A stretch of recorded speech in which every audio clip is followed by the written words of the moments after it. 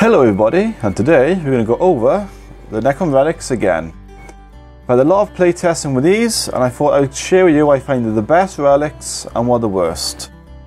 And after I go through all these, hopefully you will see a new way of using these or how good they actually can be. So let's start with the top 3 best relics. The third best is the Void Reaper. Very good because it wounds most things on a 2+ unless it's a vehicle. And there's a flat 3 damage -4. So very good for defending your deployment zone. I wouldn't recommend going up into melee with this simply because it's a relic and your HQ will probably get his butt handed to him because there's so many nasty things out there right now. The HQs are just best at the back, not doing anything. Okay, the second best. If this wasn't a dynasty only weapon, I would say it is the best. The second best relic is the Abyssal Staff. Basically, what makes it so strong, it's actually one of the few ways we have of dishing out mortal wounds unless you want to pay over 200 points for Satan. Very, very effective because you roll 3 dice against the enemy's leadership, and if you go over, it's D3 mortal wounds. And if you roll under the leadership with the 3 dice, use 1 command point to reroll 1 of the dice. I absolutely love this relic. And the reason why I love this relic is because I played it defensively with it. I give it to my Lord or my Destroyer Lord, and whenever it comes at me that I can't kill, like a Primarch, I go away additional mortal wounds to it. Because most things, you can either kill it as it's coming towards you from across the field with all your weapons, or if it gets in your face and it's just hard to kill, like a 2-up invuln or 2-up rerolls and all this stuff, it's absolutely brilliant for bypassing that. Very good against Death Guard, very good against Knights, anything.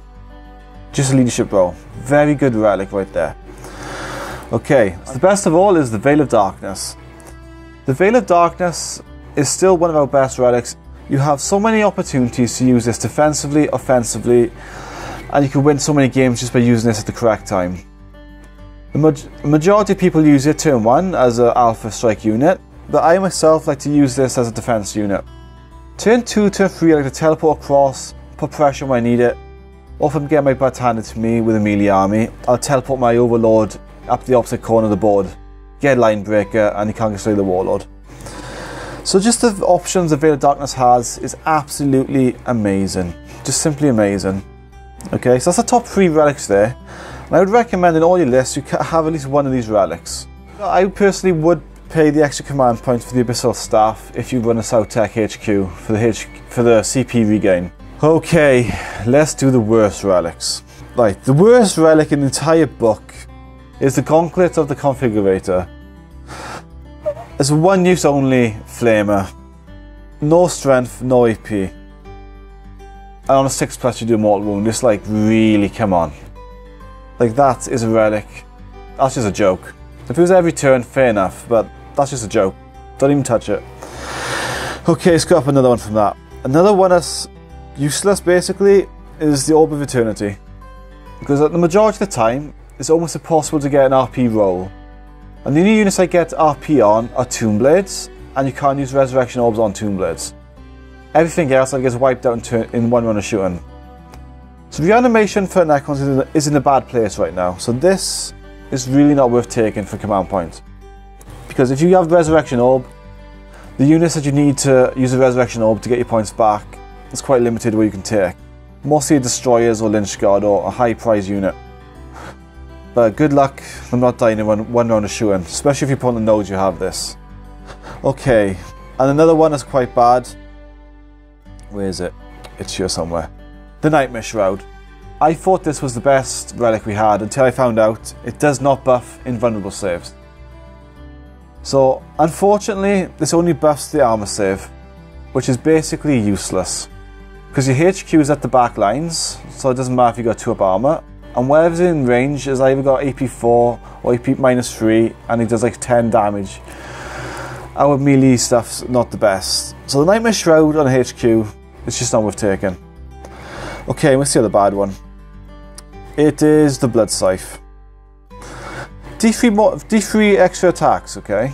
But you're better off taking the Void Reaper for the flat 3 and wounding things on a 2.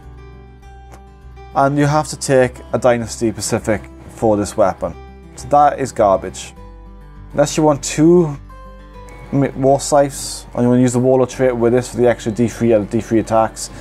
But then again, our HQs are not that good in combat. There's a really high investment just for the chance of killing something.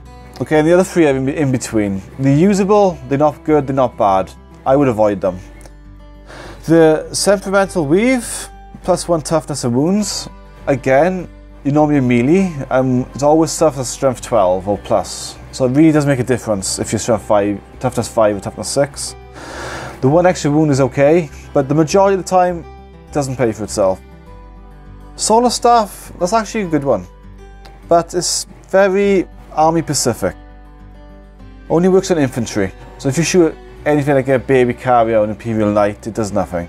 Just strength 5, so it's like, eh. And the Nano Scarab Casket. This is actually a really good one, but always expect it to cost you a command point when you use it. So you can re-roll if you fail a roll.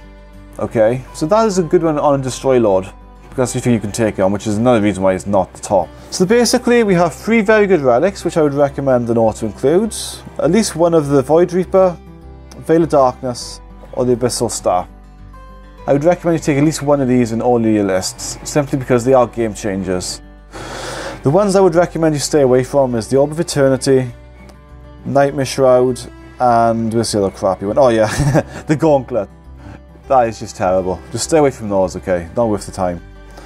The other 3 are situational, are usable. Oh, and another okay one, which is situational again, is the Time Splitter Cloak. The reason why I don't use this one much is because you need to have a specific dynasty for it, and whenever you put it on, it can normally benefit better from another relic. Gives you feel no pain, but you can give that to a Destroy Lord, make it harder to kill.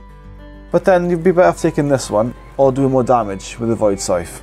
The Void Reaper, sorry. So, again, it's good, but it's not. Because if you put this on a Catacomb Command Barge, you're still better off giving it the 4-up invuln from the Lightning Field. So these 2 are also situational. That is my update on the relics of Necrons. Basically we have 3 good ones. Depending on your army list, I would take 2. It's just not worth taking 3 for 3 CP. Depending on your list, if you've got enough CP, take 2 and just have fun. And kick some butts, okay? If you've never used the Abyssal Staff, I highly recommend you try this out. Absolutely brilliant for fighting Mortarion, Magnus and Knights. And the best thing is, if you give that to a unit like a Fly, like a Destroy Lord or Cryptek, you can leave combat and shoot again. And then you automatically hit on Overwatch as well. Because it's in the shooting phase, which is Overwatch, but it's on 6 years, but it auto hits, so it's perfect. So this is very, very good for defense purposes. On a Destroy Lord is brilliant, because he's at the back defending, hitting with mortal wounds, flying away, hitting with mortal wounds, and so on. Just a real pain in the butt. And you can also use this on a Cryptek and run him up with your Destroyers and your Tomb Blades. Very nasty. So thank you all for watching my little recap video on the tactics on the relics, and let's get back to the awesome big massive table and get some more units on it for next week. So I'll catch you all again in the next video.